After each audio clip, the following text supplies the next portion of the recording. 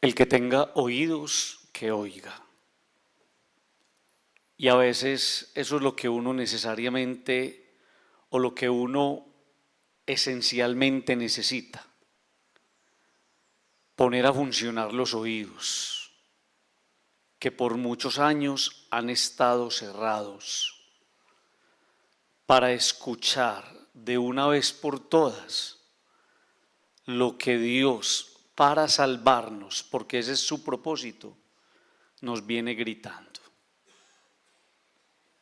Se llama la conversión de los sentidos. Y es que tiene que llegar un día en el que nosotros podamos abrir los ojos para ver y los oídos para oír. A veces uno escucha en la calle a un muchacho que le dice a otro: ¡Ey, qué man tan gusano, me! ¿Ustedes han escuchado la expresión?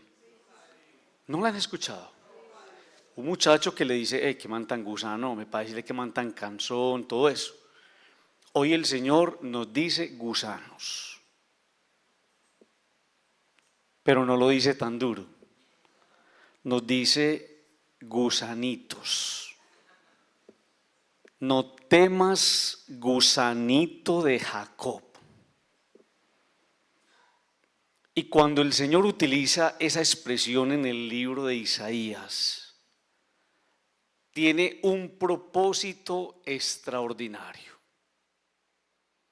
hacernos entender una cosa que no hemos querido comprender, que nosotros somos pequeños y Él es grande.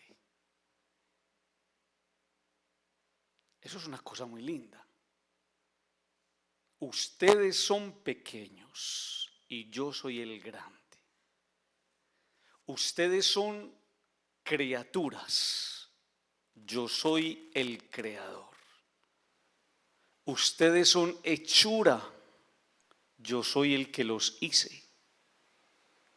Y a veces eso es necesariamente lo que tenemos que comprender, que solamente sabiéndonos pequeños podremos reconocer, activar y descubrir en nuestra vida la grandeza de Dios.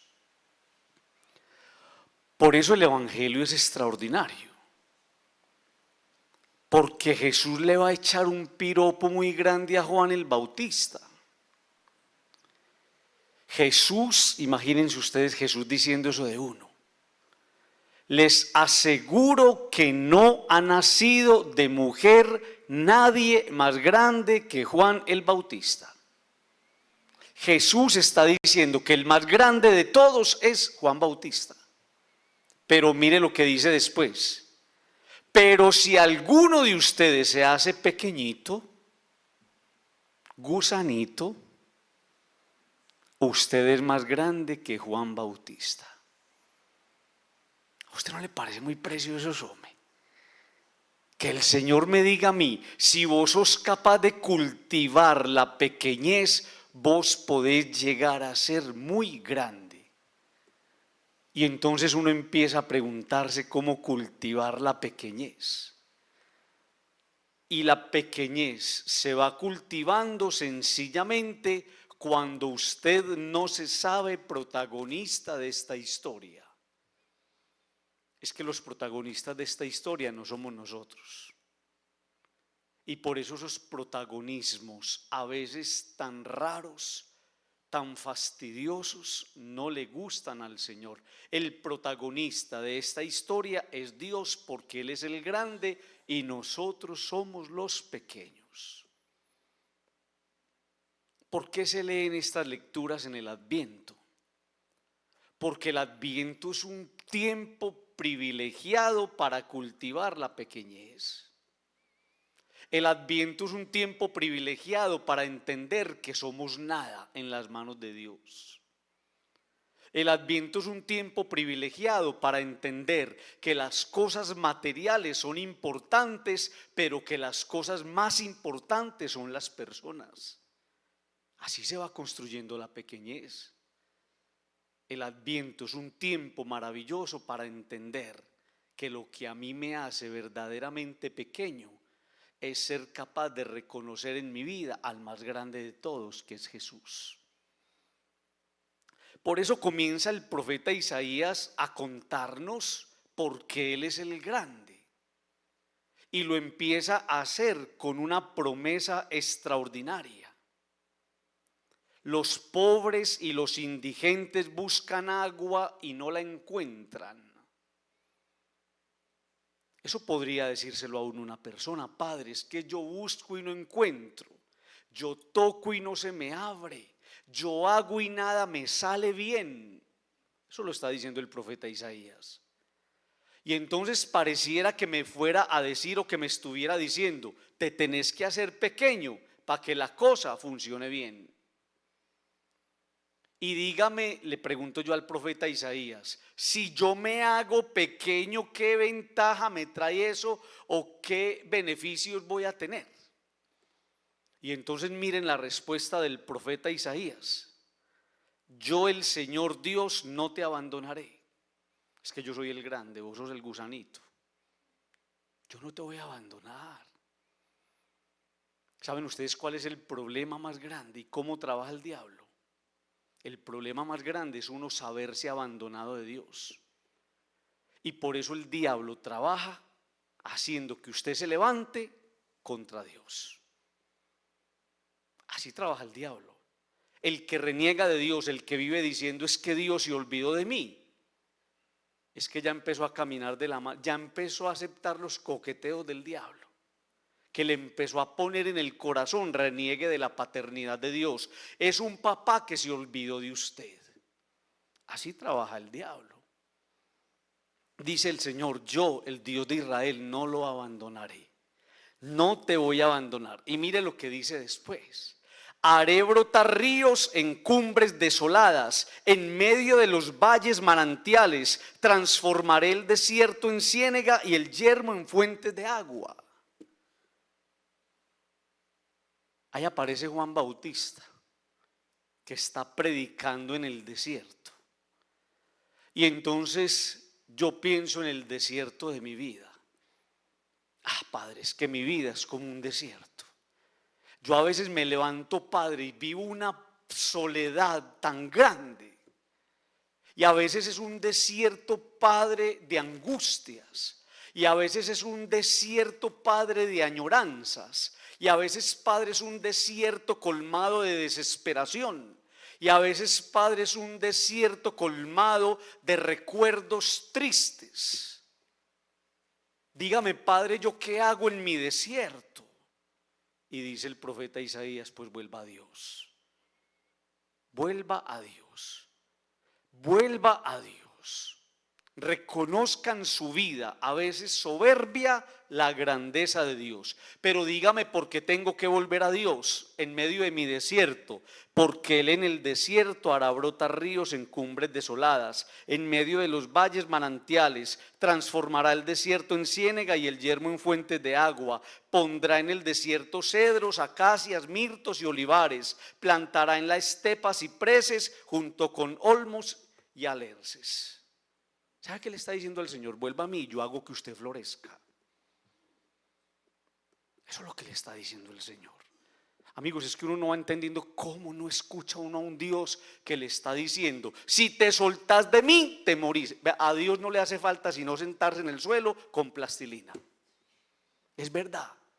Es que de mil maneras nos quiere decir: no te soltés de mí. Yo soy la vid, usted de los sarmientos. Yo soy el tronco, usted de las ramas. Si una ramita se suelta de mí, se muere. Y remata ese evangelio diciendo: sin mí nada podéis hacer. ¿Cómo no va a entender una persona lo que Dios le está diciendo? Si te soltás de mí, te morís. Y no solamente se muere la persona en sus sueños y en sus anhelos, se va muriendo todo lo que emprenda, porque está suelto de la mano de Dios. Entonces es hermosa la lectura de hoy. Vos sos un gusanito, yo soy el creador. Vos sos pequeñito, yo soy grande. Vos sos desierto, yo puedo construir en el desierto. Cuando yo estudiaba hace 21 años en Santa Fe de Antioquia. Uno iba por esa carretera vieja y cuando llegaba a Santa Fe de Antioquia veía esas montañas desérticas, ese calor tan tenaz, esa aridez, esa estepa. Y uno decía, Dios mío, qué calor tan grande. Y ahora usted va y ve eso es que construido. ¿No han visto?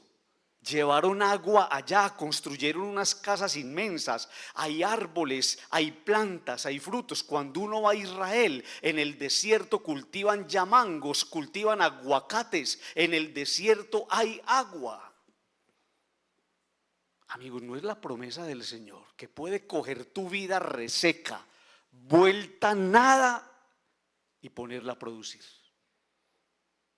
Y ustedes dan testimonio de eso.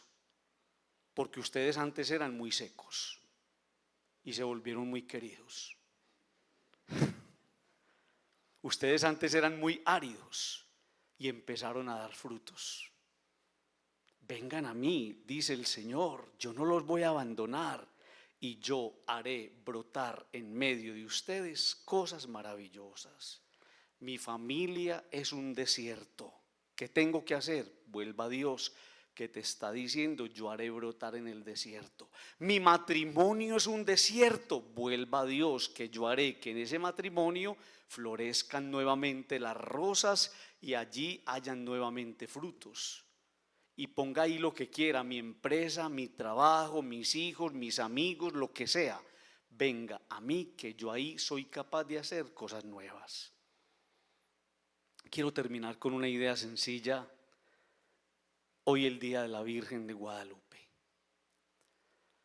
Y esa idea la mencionaba yo anoche en un especial que hubo sobre la Virgen de Guadalupe.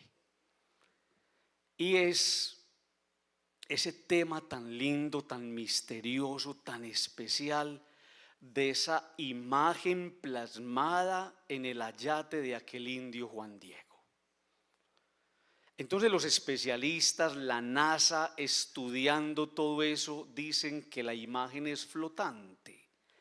Aquí está la tela y aquí está la imagen flotando. Es una cosa que no se entiende sino desde la fe. Eso no es ni siquiera pintura, eso no son pigmentos, eso es nada. Y entonces decía Pío XII, eso es un pincel del cielo que la pintó. Y en la reflexión que yo hacía anoche, hacía referencia a Nuestra Señora de Chiquinquirá. También un cuadro precioso que algún día lo cogieron, lo tiraron por allá en el cuarto del olvido, se fue deteriorando, se fue destiñendo y luego el cuadro nuevamente queda restaurado. Y yo me ponía a pensar anoche con esa meditación, esa no es nuestra vida. Esa no es nuestra vida, árida, cansada, desértica, desteñida, sin color, llena de grises. Y entonces Dios puede coger el pincel y nuevamente hacer en el caballete de la vida una obra nueva. Usted y yo le tenemos que creer a Dios y entender que Dios nos puede volver a pintar. Y que Dios puede hacer en nosotros una obra magistral.